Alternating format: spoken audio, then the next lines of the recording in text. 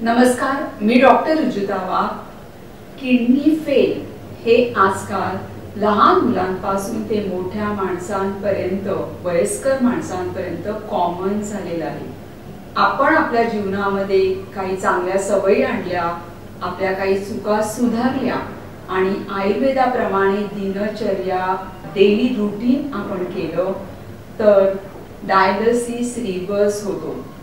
माझ्याकडे एक 15 दिवसापूर्वी मिसेस प्रियांका शिवलकर, वय वर्ष 60 या आल्या होत्या। त्यांना 2007 पासून किडनीचा त्रास होत होता आणि 2019 पासून त्या डायलिसिस वरती होत्या।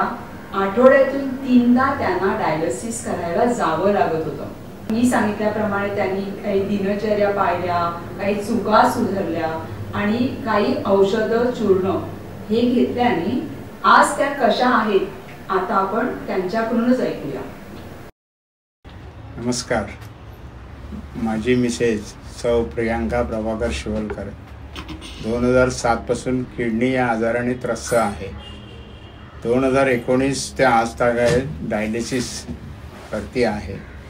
डायलिसिस वरती असताना तिची मानसिकता किंवा शारीरिकता या अत्यंत कमजोर झालेली आहे। आम्हाला आमचे स्नेही विशाल म्हणून आहेत, त्यांनी रुजुता वाघ त्यांच्याकडे जाण्यासाठी सांगितलं। त्यांचं ऐकून आम्ही अगदी भक्तिभावाने, विश्वासाने इथे आलो व ट्रीटमेंटला सुरुवात केली।